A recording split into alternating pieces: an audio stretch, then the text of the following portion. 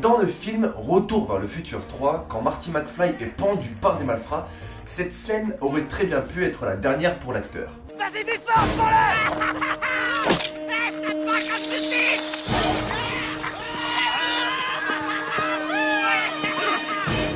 Il était à deux doigts de mourir par étouffement ou pendaison. Dans les premières prises, l'acteur se tenait sur une caisse, qui n'était forcément pas visible. Et cela ne semblait pas vraiment réaliste. L'acteur, qui faisait lui-même les cascades, suggéra d'enlever la caisse et de mettre simplement ses mains entre le nœud coulant et son cou pendant quelques instants. Il en était déjà à la 7ème prise, ajoutez cela un mauvais timing, et c'est vite le drame quoi. Donc Michael J. Fox commença donc à s'évanouir pendant à peu près 30 secondes. Parce que le plus drôle ou pas, c'est que pendant ces 30 secondes, aucune personne de l'équipe de tournage n'a remarqué que quelque chose clochait. Dans le film Rocky IV, lors du dernier combat entre Ivan Drago et Rocky Balboa, les deux acteurs se sont mis d'accord sur le fait de se donner des vrais coups. Parce que selon eux, se donner des coups pour de faux rendait la scène vraiment, mais vraiment pas du tout réaliste. Donc, Sylvester Stallone demanda à l'acteur qui jouait le rôle d'Ivan Drago de le frapper aussi fort qu'il le pouvait. Et évidemment, celui-ci lui asséna un coup tellement fort que Sylvester Stallone a fait une cardiomégalie.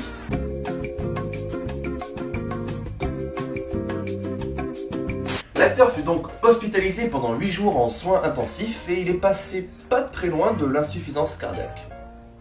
Dans le film Insaisissable, lorsque Isla Fisher est dans une sorte de réservoir plein d'eau avec ses menottes, l'actrice a failli y laisser sa vie.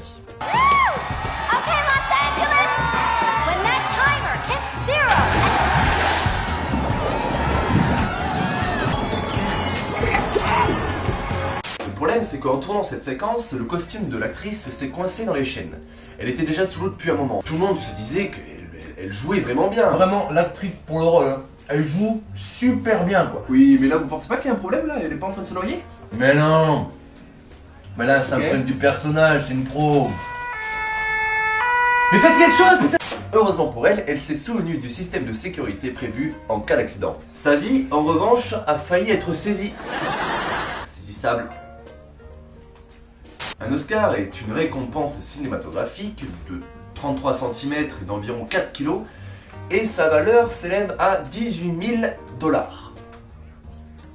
C'est pas mal quand même. C'est pas mal.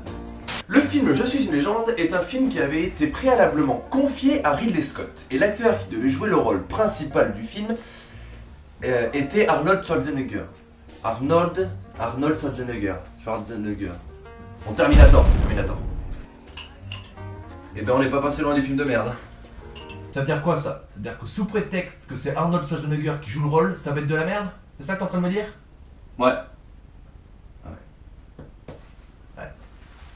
C'est pas faux, L'acteur malheureusement décédé, Paul Walker, pourrait très bien se retrouver dans le 7ème volet de Fast and Furious. Grâce à la technologie d'effets spéciaux CGI qui peut reproduire à la fois son visage et sa voix, ainsi que l'utilisation de 4 doublures pour son corps.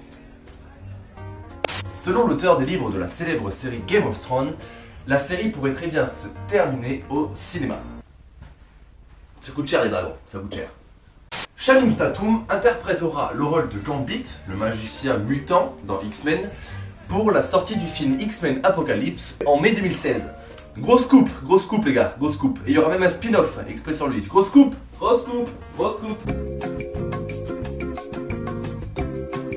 La série Breaking Bad met en scène Walter White, un professeur de chimie qui va devenir le plus grand fabricant de méthamphétamine d'Albuquerque. Et la réalité rattrape un peu la fiction car à ce jour, les États-Unis ont connu deux Walter White. Le premier en fabriqua une très pure et se constitua un petit empire, tandis que le second était devenu totalement accro à ses produits. Dans le film Astérix et Obélix Mission Cléopâtre, quand Panoramix demande à Otis, joué par Edouard Baird, si Scribe est une bonne situation, ce dernier part dans un grand monologue qui est en partie de l'improvisation. La scène a été coupée parce que l'acteur est parti en improvisation pendant près de 16 minutes.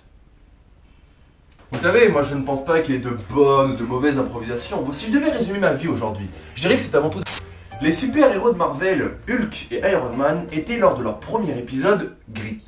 Mais à cause du souci du rendu du gris lors de l'impression des comics, Hulk s'est retrouvé vert et Iron Man rouge et jaune. Imagine Et imagine si Hulk se serait retrouvé rose. On tient un truc. On tient un truc les gars. Bon, mais petite séquence émotion car je rends mon appartement fin juin et du coup tout ça sera terminé.